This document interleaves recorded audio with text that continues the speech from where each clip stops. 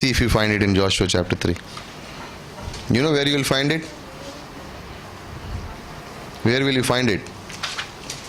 You will find it in Numbers 32.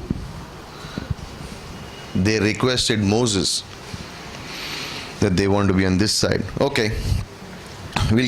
I'll catch you up on that one, don't worry. I know which question to give in the exam, so good. Okay, you don't have time for this. It's Joshua 4. What do we learn in Joshua 4? What is happening in Joshua 4? What goes before them? The ark of God. There's a big distance. Why? To show that God is leading them. Okay? It will be helpful if you go back home and read the notes and go through the chapters. Very helpful. Okay? So, chapter 5, what do you see? What? What? Circumcision, preparation, okay, sacrifice in a way. Consecration comes before serving God, setting yourself apart before serving God, right? Then what else do you see in chapter 5? The commander of the Lord's army is Jesus Christ's appearance. What is the pre-incarnate appearance of Christ called? Theophany or Christophany, either one of those two. Before Jesus became a man, every time you see an appearance, like you see with Gideon, it's called Christophany or Theophany, a pre-incarnate appearance of Jesus Christ. What does God tell Joshua in chapter 5?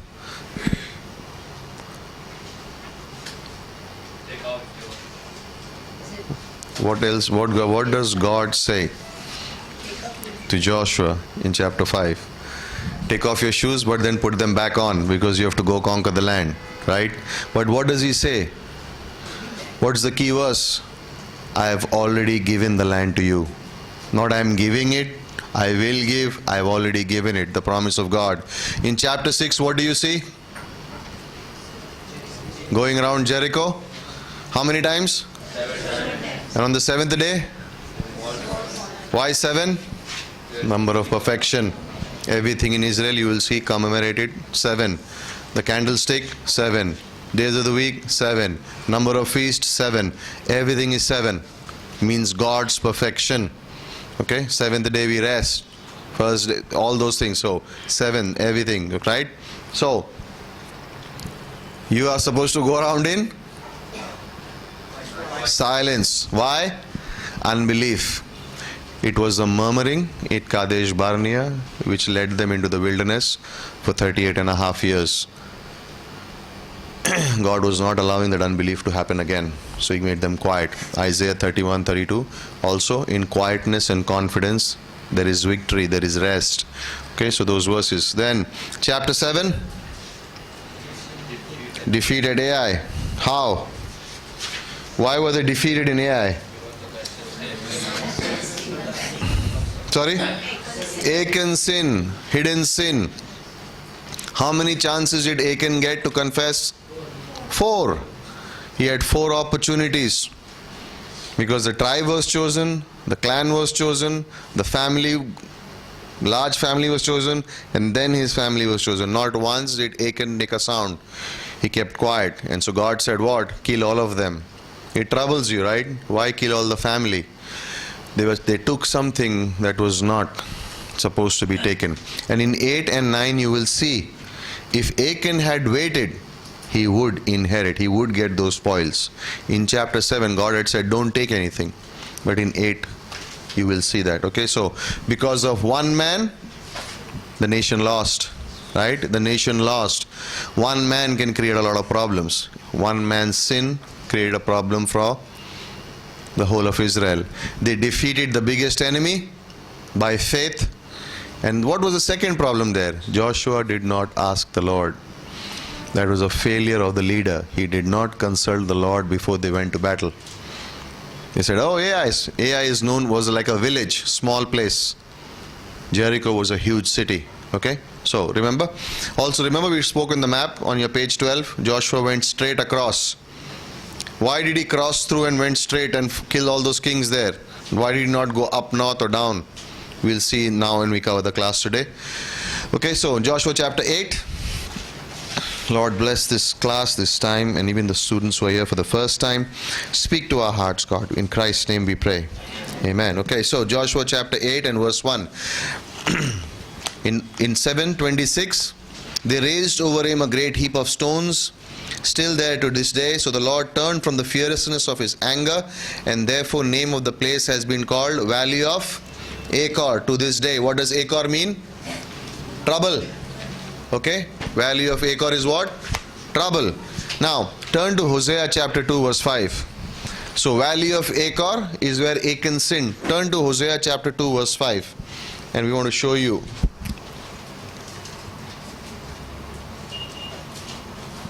Is it 5 or 15? 1 second. Is it in Hosea?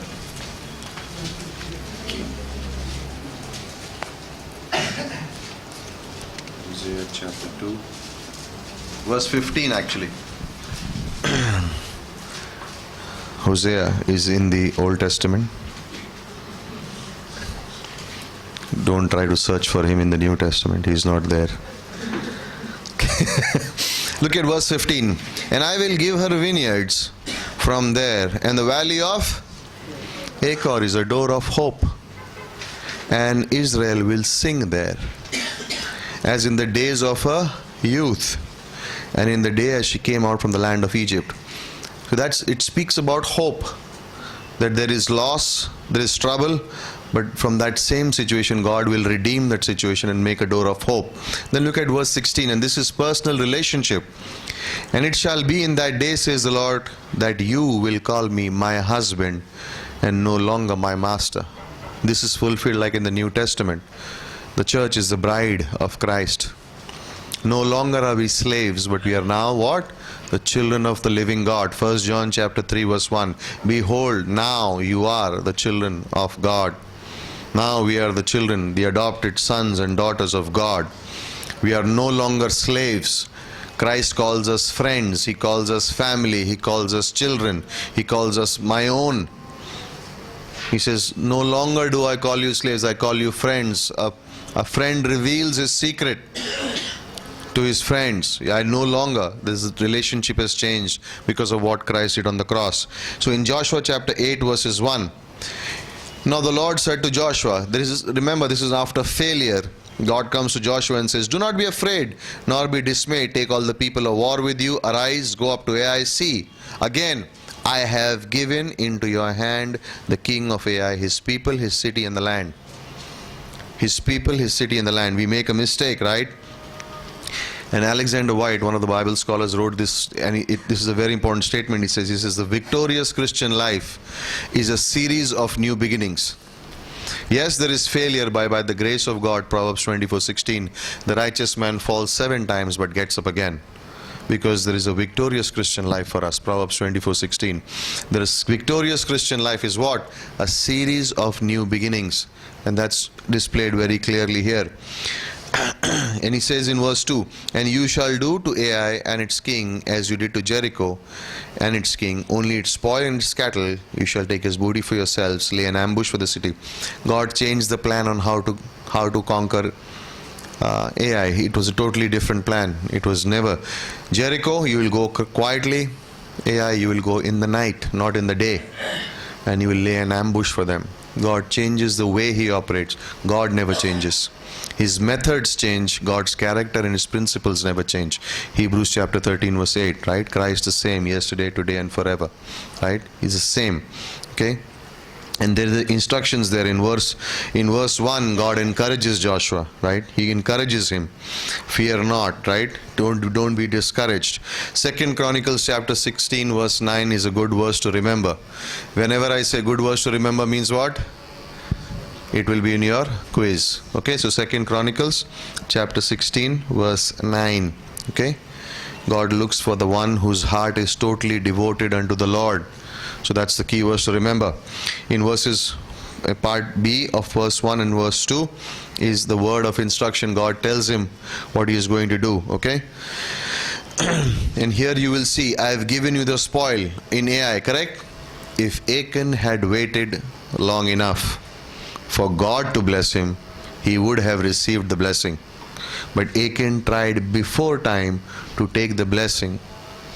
He perished. How sad. They would get the spoils. Achan tried to take by force. Others waited and depended on God to bless them. Right? And you see that principle right here. Why? Because when you leave the choice in your life to God, in your free will, in the volitions that you have, and you say, not my will but your will be done, then God gives you the best. When you say, I am not waiting for God, I know what to do in my life, you will never be satisfied. You wait for God. Let God make the decision for you. Let God do the timing work for you. Okay? And you will see that, right? And we in chapter 8 verses 2 you see that, right? So in verse and we see I have given. Okay, so the lesson that you will learn is, it's okay sometimes we do fail, but it's not okay to live in failure. Okay, it's not okay to live in failure, because you have been given in Ephesians chapter 1 verse 3 all spiritual blessings. So you get up, you claim those blessings, and you move on, right? Move on. As a New Testament believer, focus on the promises, yes, of the Old Testament, but also the New Testament. You are in a New Testament age. Don't try to live like the Old Testament. In the Old Testament, Deuteronomy 28, if Israel obeyed, they would get all the blessings, nationally, physically, materially. But if they disobeyed, there were curses on them, and then they would go into what? Captivity. In the New Testament, the blessing period in a way changes to spiritual. Of course, when we follow God, there is the blessing of the Lord, but God is not waiting to give us little by little by little. In Ephesians 1:3, He's already given it to you, all spiritual blessings. The book of Ephesians is the parallel book of Joshua in the New Testament, but the difference is here you already have been given. But it does not mean that you live as you want. When there is sin, there is rebellion, then God will discipline His child. Okay? God will discipline His child.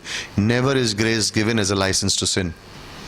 It's always given for encouragement, enablement, so the man or a woman, even if they have discouragement or they fall in sin anyway, they can get up and walk again, because they are empowered by the grace of God. Okay? So, in chapters 8, 3 to 13, God gives a different idea to Joshua on how to win the battle. Okay, there's a completely different idea, and He tells them, how do you do it? They will march 15 miles into Gilgal, from Gilgal to Ai, 30,000 soldiers. They will set up an ambush behind the city. Then He will put 5,000 men between Ai and Bethel, and then a detachment, right? So what they would do is they would go up the fight Ai, and then when Ai would come and hit them, they would run away like they ran before. And people who are confident in Ai will come out after them, and from behind they will ambush them. So Ai will be stuck between the armies of Israel. God set that plan up to ambush them. Okay, so totally different strategy than how they did it. And God gives them and tells them, this is how you will follow. And they do it, and you see the results, right? We see the results, that they marched around and they got that work done. Okay. What was it there?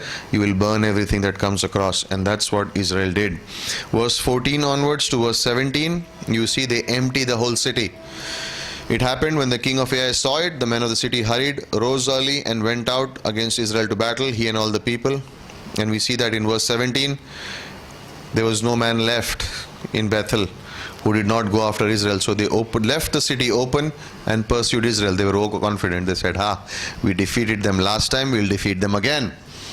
Okay, in verse 18 to 20, the Lord said to Joshua, now stretch out your spear which is in your hand. And the team that was waiting behind an ambush comes and takes over, and they burned the city to the ground. Okay, and in verse 21 to 29, you will see that they burned the whole thing down. And they killed the king and took all the spoils. Okay, they took all the spoils. And in 30 to 31, Joshua builds an altar again. Okay, he builds an altar again. Now, in verse 30, he says, Joshua built an altar to the Lord God of Israel in Mount Ebal. In verse 31, as Moses, the servant of the Lord, had commanded the children of Israel, as it is written in the book of the law of Moses, an altar of whole stones over which no man has wielded an iron tool. And they offered on burnt offerings to the Lord. What does this mean? What does this mean? Exodus chapter 20 verse 25 gives you the details of why he's saying, okay, why is he saying that no tool to the stones picked up from the field. You pick up, but no tool should touch it. And it basically, tool speaks of a human effort. And what he is trying to say, what God was telling Joshua now, but what was already revealed in Exodus chapter 20 verse 25, is basically there will be no human work related to the sacrifice. Christ will do it all. Man's sacrifice, man's work, man's works, and all those things can never be healed. Those things don't work. Okay? So 1 Corinthians 1:29 is a spiritual principle that no flesh will glory in his presence. No flesh will glory in his presence. Okay? So the forgiveness comes because of the blood that was shed on the altar, not because of man's work, and that is not made by hands, not flesh, but it's a spiritual thing. Okay? Verse 32 and 33, the children of Israel, what does he do? He wrote on the stones a copy of the law of Moses. Hard work, right? He wrote on the stones the law. Today, that law is written on our heart, the word of God. So don't try to find stones. It's on our heart, which means what? You need to study, that you should know. You don't have to just read, you know things, biblical principles. Why? They'll bring conviction in your life. You will have discernment in your life. Okay, so that brings in, it's an act of obedience. Okay, how do you remember the Bible verses? With the help of the Holy Spirit, not on your own. You read it 20 times and I said, I remember it. The Holy Spirit will bring it back into remembrance if you have paid time and attention to the verses. So you spend time with the word and the Holy Spirit brings it back. Okay, so the law in our hearts, the word of God in our hearts is not external, it's internal. The Bible is in our heart today.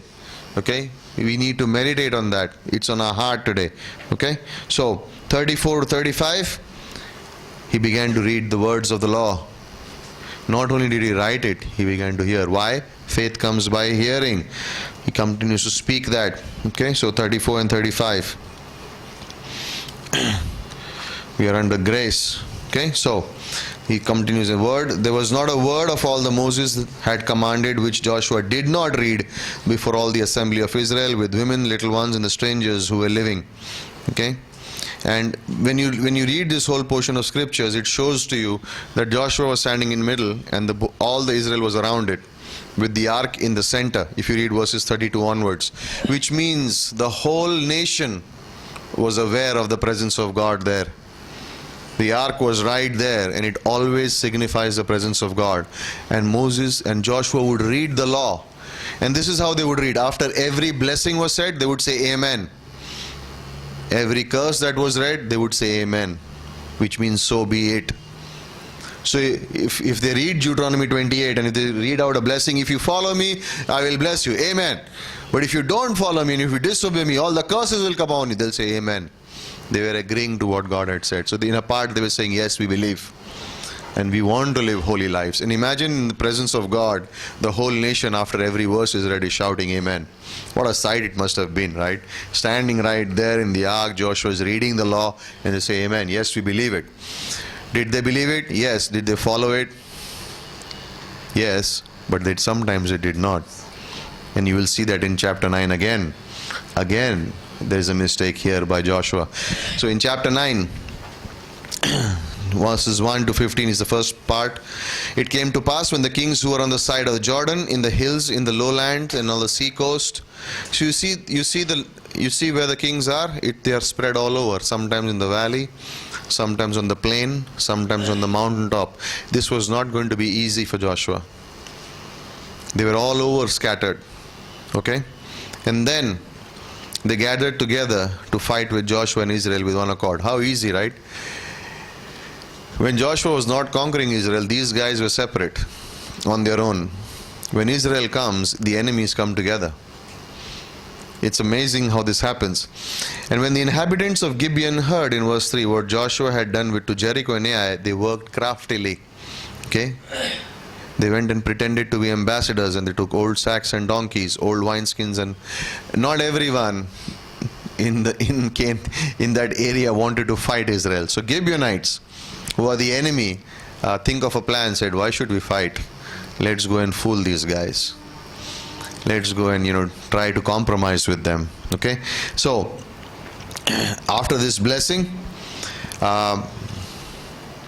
people are ready, God's people, but Israel's danger comes right here. So remember this, in the Bible there are two pictures of Satan. One in 1 Peter chapter 5 verse 8 is of a roaring lion, okay, and the second one is in 2 Corinthians 11:3, which is a deceiving serpent. There are times when he will roar and he'll make all those noises, but there are times when he quietly tries to slip in and make people compromise. And so you see that, and that's why do we need the armor of God? Ephesians chapter 6 is to protect us from both. It's the fiery darts, but as well as that, you are discerning. When you have the breastplate and all those things, when you have faith, when you have the Spirit, then you discern when he tries to deceive you in different ways. And you will see that one of the things that happens here is that it was very cunningly how they came in. And when the Christian was caught, in a way, when Joshua, the believer, was caught off guard, why? Because he had not consulted the Lord. They didn't use discernment. Okay, and we'll talk about that in a minute. Okay, so verses 3 to 5. Okay, the Gibeonites convinced that they lived only 6 miles away from where Israel was, and they began to say, we have come from very far away. Okay, and here are the two mistakes that Israel makes. First, they look at the provisions. Remember, he says, we have got moldy bread, right? Our provisions from our houses the day we departed, but now it's dry and moldy. If you are a true ambassador, you will never come with dry and moldy bread. Why? Your servants will make sure that you get fresh. It was a custom of that day. Dry and moldy bread means they were trying to show that they had come from far away.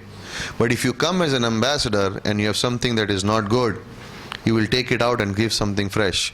Israel didn't discern that. They said, oh, they have come from far. And they accepted that position. Okay? And then you will see the second one. Okay? And that is found in verse 14. And then the men of Israel took some of their provisions, but they did not ask the counsel from the Lord. Second failure. So they lacked discernment and they did not seek God in that situation. They did not seek God in that situation. Okay, James chapter 4, 13 to 15 are good verses to remember when you think about this. You know what it was? Oh, these are routine things happening, daily duties. Why to trouble God for that? These are daily duties. I do this every day, so why should I trouble God? He has the whole universe to take care of. My small detail won't bother him. I don't need to consult him because this is my daily duty. This is too routine. This is normal. We do this every day. And God is saying, doesn't work. He's interested in every aspect of our life. And the mistake sometimes we can make is not have discernments for the small things in life. And it's always small things in life that will lead us to a bigger fall. Always. And you have to be very careful in the small decisions that we take. And the Bible is full of these pictures. It's full of these pictures. Remember Samson? Do not touch a dead animal. And he had honey from the animal. When? Long before he did all the conquest. But that sin remained in him. He had already broken the law. He already did what he was not supposed to do. And thought nobody knows. And those things little by little began to creep into him. And it led him to his fall. So it's the small things in life.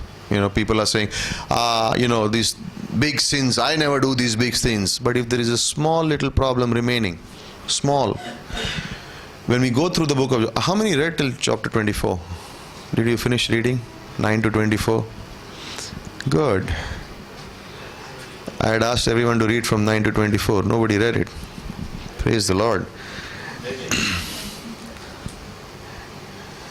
Good for those guys. Anyway, so in chapter 22, you will see that portion come up where the two tribes began to question Joshua and say, we need a bigger land, we need a bigger land. Don't you know how big we are? They are Joseph's sons. Jacob has blessed us. We were not the original 12. It was those two tribes that created the maximum amount of trouble for Israel itself. They gave trouble to Gideon, they gave trouble to Joshua, to David. They will give trouble all through. You will see that in chapter 22. What was their problem? They were critical and they had pride. Okay, if you had read Joshua 22, you would know. But now, okay, we'll cover that.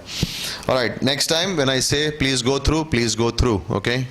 Do not come assuming that, okay, you know, it's been said, so we know the book. No, read it and come. Right? Yes? Good. Romans 8? Good for you. Okay. All right. Okay, what did Gibeonites say? They lied from verses 6 to 13. They were lying there, and reminds you of John 8:44, where Jesus said, you are of the devil, your father who is a liar from the beginning. Okay, so that's what they are, unsaved people. But they came, how easily they said their lie. What was their lie? First, we are from a far country, very far country, where they lived actually between 6 to 20 miles from where Israel was. Then they lied about their clothing and food. See, it's old now. Third, they said we are officials, peace, sent on a peace mission. They weren't. What was their fourth lie? We are your servants, when they actually were what? The enemies of Israel. So they the enemy presented himself saying, I am your friend. Remember the devil telling Eve, nothing will happen, you will get to know God. It's the same process every time. God has variety, the devil does not. The devil has no variety. It's the same thing. Lust of the flesh, lust of the eyes, pride of life. It's the same three things. Touches your mind, touches your eyes, touches your heart, and wants to attract those things. What did he say to Jesus? Stones into bread. Right? Kingdoms of the world. Bow down before me. Has God said? It's the same things.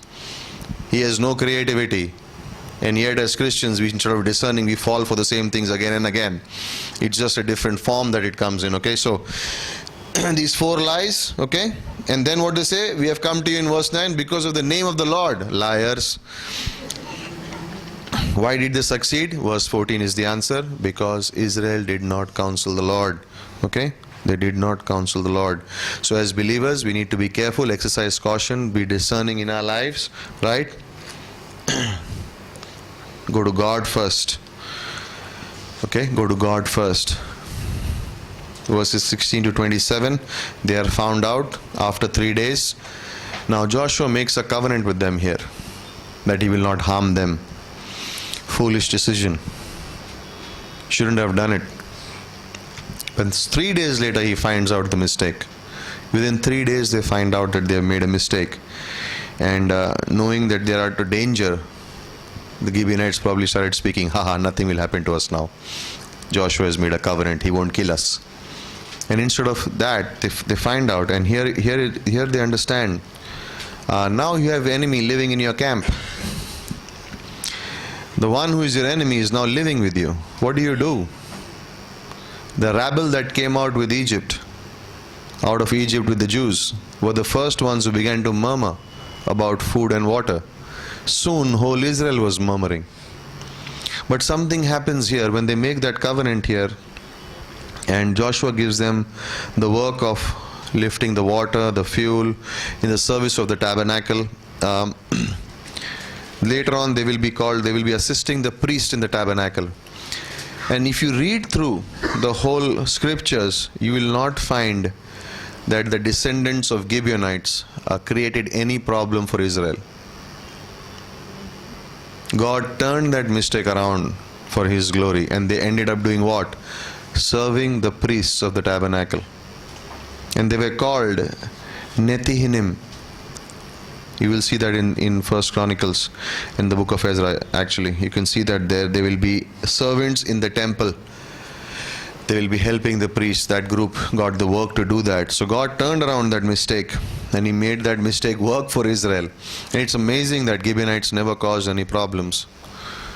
You remember in the scriptures there is a place in 1 Kings where Saul's 7 sons are asked to be killed. Remember that? It's in the Bible. Why has that happened? Because Saul killed the Gibeonites. And there's a covenant here in Joshua chapter 9 that we will not kill you. Saul broke the covenant that Joshua had made. And so in the 7 sons, the Gibeonites asked for them back. And David gave them over because they had broken the covenant of the Lord. So they deserved that capital punishment. Okay, so when you read in 1 Kings chapter 21 and all those places, when you see those things happening, don't be confused. The Bible explains itself. Read Joshua chapter 9. You will understand that Saul broke that command. Those things happened. They broke the command that God had made a covenant with. Joshua had made a covenant with that. He says, we won't do this. We won't touch any of your people. And yet Saul broke it, and that's why they got the punishment. Okay, so chapter 9, and then page 13 in your manual. Turn to page 13 in your manual. Conquering the land, chapter 3, it's written on top. Joshua chapter 10 to 12. This is the southern campaign and the northern campaign, and the total of the entire campaign. Now the number of conquered kings east of Jordan, Sihon and Og are mentioned, and the kings west of Jordan defeated by Joshua. You see all the 31 kings' names are mentioned. Okay, so they are there in the scriptures, but this is just a synopsis given to you so that you know the number of kings that Joshua had to defeat. Why did he go straight when he entered the land? Remember, page number 12 is a map. You see he went straight. Why? So that the northern kings and the southern kings could not combine and make a coalition. He went straight through. Now they are divided. So now he can focus on north first and then the south. 15 kings I think on the south and 16 in the north. He defeated them. That's why he went straight through, so that those two kingdoms could not come together and fight against Joshua alone. Strategy given by God. Okay, strategy given by God in the conquest. That's why crossing over at Jericho, the Jordan, at that point was very important.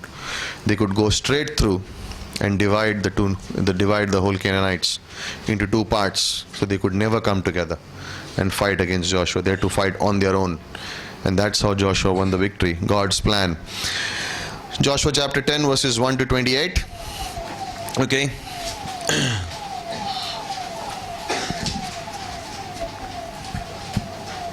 There is an attack against Gibeon. Okay.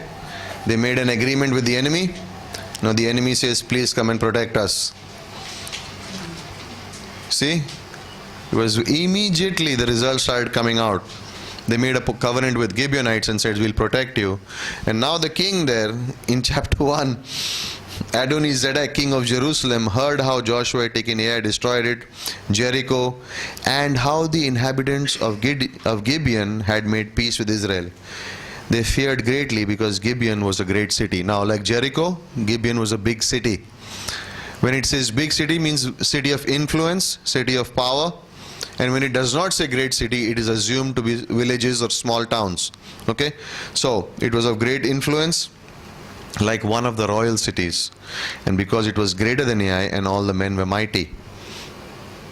Therefore, Adoni-Zedek, king of Jerusalem, sent, now here are 4 kings gathering together, making a coalition, and said, hey, Gibeon went against us, let's go and kill the Gibeonites. Now they are planning. Why? Gibeon went with Israel. We are not going to follow Israel. We are going to go after them. Okay, so the king of Jerusalem goes. Okay, and Gibeonites find out, right? So they go back to Joshua and said, hey, you made a peace with us. You said you will protect us. Now come and protect us. And it's amazing because it's amazing how God turns things the other way. Instead of, what do these do? They do five kings come together to fight against Gibeonites, and they know Israel will defend them. And I was thinking of this. If this had not happened, then Israel would have to fight each king on its own. Now they will defeat all 5 in one shot. Right? They will defeat all the 5 in one shot, because now these 5 will come together, and instead of fighting one, they said we'll defeat 5 together. Why? They knew that God was with them. Psalms chapter 2 verses 1 to 4 is a good explanation on this. The nations laugh, they make mock God, and God in heaven laughs. Because man thinks his plans are better than God's plan. And the maker of heaven sits in heaven and laughs. Like, look at man trying to go against me. Right? Like, isn't salvation that way? Like, man thinks, oh, we can be saved by many things we can do. And God laughs. It's like, yeah, sure. Try it. It's not going to work. So here they are. They assemble. And just as God used defeated Ai to form a battle plan, He will now use the same opportunity to get these 5 kings out of the way. Okay? And in verses 6 to 7, the Gibeonites call to Joshua and say, we are in danger, come and help. And Joshua goes to the Lord. Now he's learned his lesson. He doesn't say, I'm coming to help you. Whatever you say, I made a promise. He says, no, I'm going to God first. Verses 8 to 15, if you see in Joshua chapter 10. And the Lord said to Joshua, do not fear them, for I have delivered them into your hands. Not a man of them shall stand before you. Like a lovely promise right there. And so Joshua therefore came upon them suddenly, having marched all night from Gilgal. Now this is interesting because it's not a short distance. They have marched all night. Now imagine an army marching all night to go and fight 5 kings. And he comes upon them during the day. So the Lord routed them before Israel, killed them with a great slaughter at Gibeon, chased them on the road that goes to Beth Horon, and struck them down as far as Azekah and Makkedah. And it happened as they fled before Israel on the descent of Beth Horon that the Lord cast down large hailstones from heaven. The number of people who died in the hailstones were more than the number of people who were killed in the battle. It's the providence of God. Like, how in the middle of the day, how did hailstones come from? Where did the hailstones come from? It's a miracle of God. What God had said in verse 8? Do not fear them. Not one will remain. And in verse, when they are running away, when they are fleeing from there, okay, then God begins to rain down what? Hailstones upon them. And we see that, right, in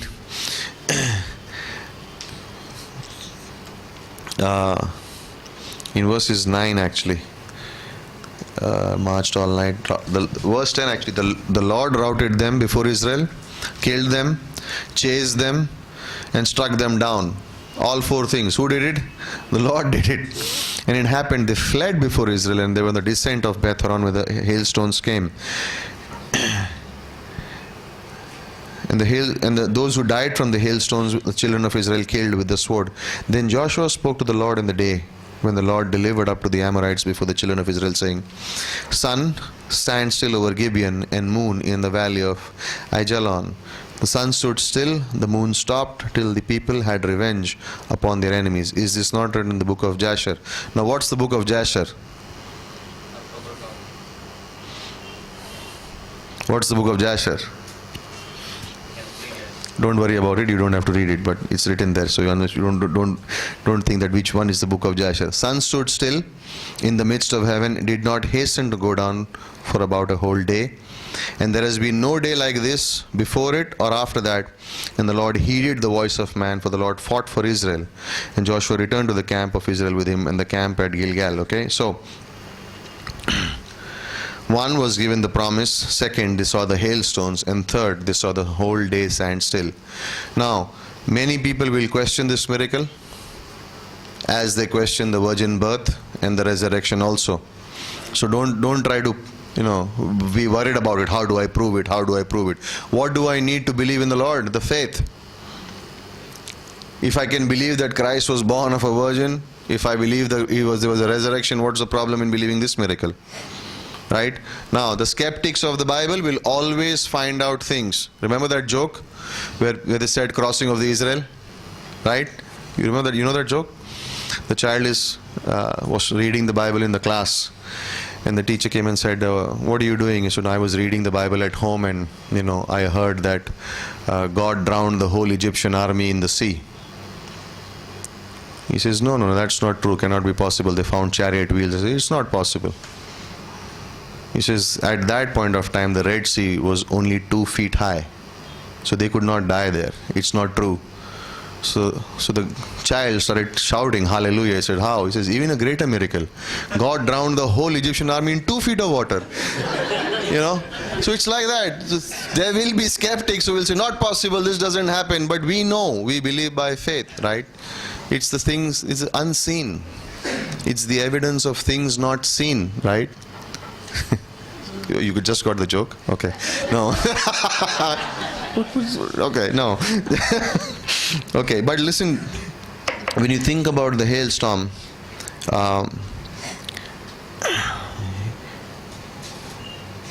in verse 12, when it says Joshua spoke to the Lord in the day. Now, when you read isagogics historically back, this was a time when Joshua began to pray. This was not that Joshua was fighting, and it was in sight of the whole of the army. There was some posture that Joshua takes up to show that he is asking God for help. And it was in sight of the whole army. It was exactly what Joshua, in Exodus 17, remember? Moses' hands raised, and Joshua's in the battle down. He realized, if I have to get victory, I need God's help. Because if the night comes in now, then these guys will run away, and the enemy will escape. So he asked God for the supernatural. And he said the sun stood still. God withheld it, slowed it down, withheld it.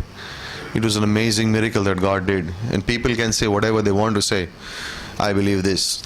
Why? God had already promised, I've given them to this day. They will be with you. Right? He put it down right there. How do you explain any miracle? By faith. Verses 16 to 28. Joshua then begins to call upon the army. And in verse 25, now by this time, the 5 kings have run away into a cave. Joshua knows that. He just puts a stone there, lets them be there. He goes, kills all the enemies, comes back, takes the 5 kings out, put their face in the dirt. It's a sign of humiliation to show them that they went against God, and then they are hanged on a tree. What did hanging on a tree mean? Cursed is the one who is hanging on the tree. And then the bodies are brought down in the evening, okay, as per the custom and the tradition was. And they are thrown back into the cave after being killed, and the stone is put there. Right, close, matter close. He finished what God had told him to do. He obeyed completely. They had to be destroyed, they had to be destroyed. No questions asked. That's why Saul failed. He kept the best aside. Joshua was not bothered with it. Achan's sin proved that. You don't keep what God tells you not to keep. Right? You don't keep what God tells you not to keep. When God says out with certain things, they are out from my life. I think this was 5-6 years ago, Pastor Shala was preaching a message, and he said alcohol and all those things. And then he realized, he said in the morning service, he went home in the evening. He went home and he found out there was something in the house which had 18% alcohol. I don't know, something to clean something. He said, alcohol is in my house. He took it out and threw it out. He says, I just preached that there should be no alcohol in the house. This says 18% alcohol. I don't want it. I mean, you say, oh, you don't have to be so critical and so this about it. Well, that was his conviction. But it hit a point. He said, the things that God doesn't want in my life, I don't want 1% of it in my life. Either it's nothing or it's there. Okay? Like we said this in the church service, I think 2 weeks back, when he said, you cannot be either spiritual or carnal. At the same time. I am spiritual in the church, but outside the church, I am totally different. That means you're carnal. You're just putting on eye service in the church. You got to be the same. Either you're spiritual or you're carnal. You can't be 50-50. You can't be 90-10 also. Either you're spirit-filled or you're not spirit-filled. You can't say I'm half spirit-filled and half not spirit-filled. It means you're totally empty. You cannot be half truth and half lie. It's either truth or as a lie. Same way, either you're spiritual or you're carnal. Either you follow God wholly or you don't follow God wholly. I follow God on Monday, Tuesday, Wednesday, Thursday and Sunday. So Friday, Saturday is holiday. Company gives holiday, so why can't I get holiday from God? Right? We learned when we were coming into Bible school, Pastor would say, I take a holiday with my family, but I don't take a holiday from the Word of God. So if I go on a vacation, my Bible is not closed. I don't stop learning. I don't stop reading the Bible. I don't take a vacation from the Bible, because that I need it every day. Okay, so here are a few verses. Actually, no, I gave them to you already. In chapter 10, verse 29 to chapter 12, verse 24. This is more like the conquest that is going on. Okay, so we will not go a lot into it, but this in chapter 11. I think in chapter 11, verse 18, it says Joshua made war a long time with all those kings. In 11, verse 18, the word long time there is 7 years. Okay, so it's not a long time, it's 7 years. We'll see that, we can do that later. It's long time in verse 18, chapter 11, verse 18 is 7 years. Okay, so 33 kings are named in Joshua chapter 12. And they begin with Sihon and Og, that was on the other side of the Jordan. And all the 33 kings that are defeated are mentioned there. Okay, 16 in the southern campaign and 15 in the northern campaign. Verses 9 to 16 are the southern campaign, kings in the southern campaign, and verses 17 to 24 are the kings in the northern campaign. Okay, so we'll take a quick break, and then we'll come back and we'll go from chapter 13 to 21, and we'll close the book of Joshua. Okay, take a 5-minute break.